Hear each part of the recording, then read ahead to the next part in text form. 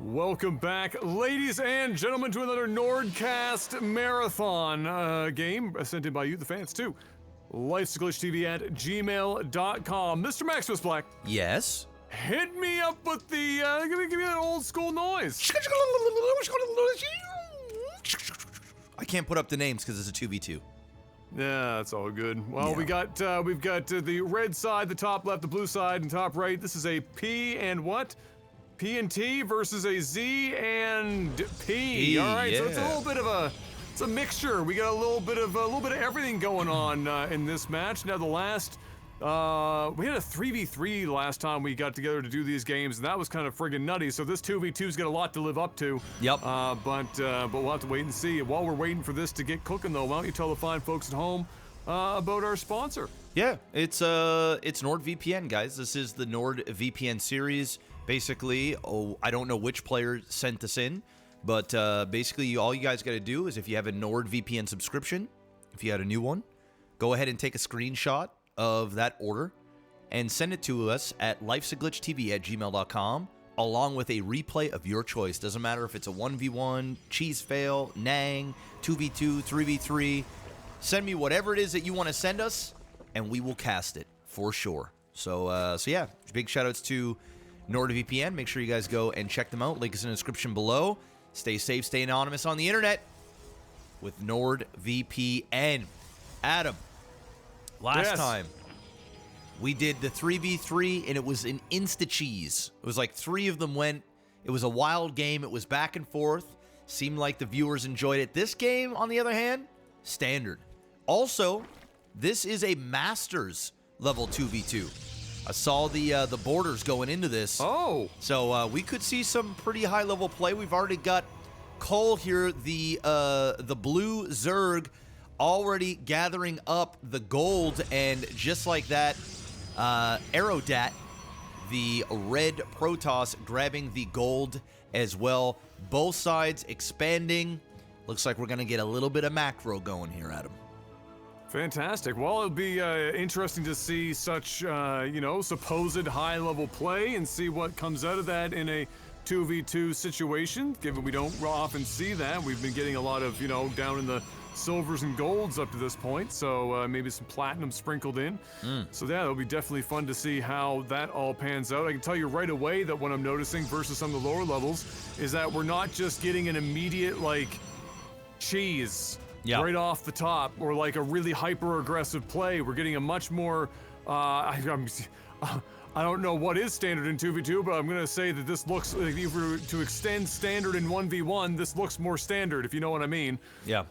Than we would have had before, and so yeah, it's looking like they're going to just kind of take their time, macro up, get their expansions, and we're not going to see anything too wild, which begs the question, I wonder what their general plan is. What do you do when you macro first in a 2v2?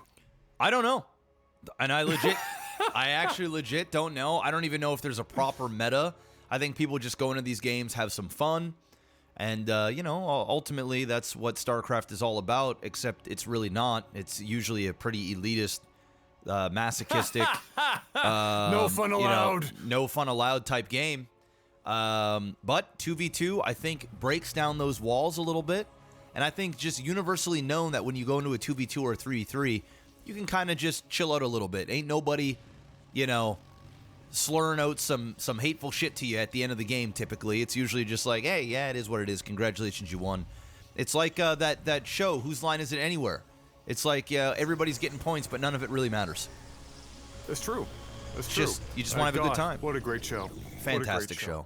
Fantastic. I still have all that show fucking saved just in case it were to disappear forever. I can't live without having that show available to me. I'll go a year or two, not watch it, and then I'll binge watch the whole fucking thing, and every episode is just a certified fucking banger. You know it's what? Crazy. That's what Netflix needs to do, right? They need to go and give a bunch of money to bring back Whose Line Isn't Anywhere and just have some fun with it. Just have all their comedians that they do all the Netflix specials on, have them all come through, get a live audience, throw some money that way. They tried to do that on the CW. They brought it back. It was on the CW for a few years. Okay. And they did it. Whose Line Is It Anyway on the CW, and they had a Oh, I can't remember her name now that did the hosting, black girl. Oh my god, what was her name?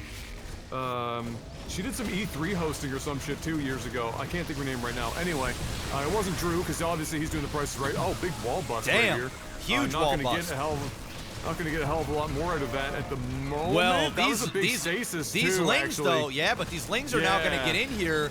There is not enough Phoenix around to pick up, and he is gonna back off. You know what? I'm not against that back off. I think he could have killed the majority of those Marines, but it would have been basically a trade there. So he is going to keep them alive. Meanwhile, up this way, we do have the Phoenixes coming through. Oh, the Phoenixes are actually on the Zerg side. So, you know, if those Phoenixes actually went over there, he could have picked up a few of those Stalkers. But now he decides to go in there. Not a big fan of that. Would have preferred him to go in immediately once the stasis got off. And now he's going to lose a bunch of lings. He does kill a couple of the Hellions. But, you know, now the Tapper has more units here, and that's going to put a stop to that. But it seems, though, Cole is not ready to give up. It's going to be, like, harassment on both fronts. You're going to get harassment over here with the Phoenix, and then a constant poke. Beautiful stasis in a really good position there. And you know all of these are going to run up into, you know, the open passage, and they're going to get stasis real bad. Oh, yeah. 100%. But I mean, this has been a good, consistent little harassment here. Yep. It's gonna force the Terran to come over and build a couple of turrets to try and dissuade any more. There's another stasis, but they stasised again on the Zerglings, and so the Banelings go in, and they were not. Apparently, he wasn't paying very close attention. As he gets rid of all the Marines with a couple more to spare, will he be able to get into the mineral line? This will be absolutely devastating. Oh, he will. Oh, he tried to pull one to get rid of him, but he didn't take the bait. Because he's manually controlling them. He's trying so desperately to get it. Here comes the lings. I'm surprised. There's the other lings. Now they're surrounded, and they're going to get all those SCVs. Yep. Oh, that's a huge harassment. The last one was, I wouldn't call it a fail. It just wasn't maximized damage. That one was much, much more decisive. And that's going to slow them down significantly as more and more are on the way across the map. Yeah, and now the Phoenix are going to start working their way back over the mineral line. Fortunately here for Aradat, his partner put some missile turrets all into the mineral lines, which is much more cost-effective than putting down a pylon and a bunch of cannons. So very well played there from our Terran player, really working together to keep this base safe. And the entire time, Red has been on their back foot, and Blue has been the aggressors. When are we going to see it flip? Well, I think it's going to come soon. I was about to say this. I mean, I think the reality here is that while this has been very successful, they've largely been locking themselves into almost exclusively Zerglings, Banelings, and fucking Phoenix. Yep. And I don't think that that's going to last for very much longer. We can see that the Zerg is starting to tech a bit, but they might have waited too long. I don't know. I feel like as much of a pain in the ass as they've been, it hasn't stopped Red from expanding. I mean, look at the map. It looks like they're up one whole base at best. Yep. That's not finished yet. Meanwhile, they have pretty much the same number of bases down the side of the map. It's very close. You know, I hate to say it, but there's one Terran on this map, and Terran can survive an awful lot of economic damage because they have mules. And so, you know, as this has continued and the stasis continues to be very helpful in staving off most of the damage, I think Red is about to come into their hot girl summer era and possibly flip the script here pretty soon if Blue isn't careful and falls behind on tech. Hey, there ain't nothing like a good old hot girl summer arc, and I'm here for it right now. The difference, though, I think Whiskey Bucket here is sort of the weak link of the blue team. Still only has 2 Stargates, really kind of going heavy on the Phoenix, even though at this point it's been negated, going Stalkers and missile turrets all over the bases, not going to be able to do much damage. And like you said, at this point, picking off a few SCVs really isn't worth it. These Stalkers are going to town here on these Phoenix, not really able to get any more damage, and he's just going to have to stop building those and start teching into something else. Potentially, he's going to go into carrier here, and he does, just as I'm saying it, because that fleet beacon was out.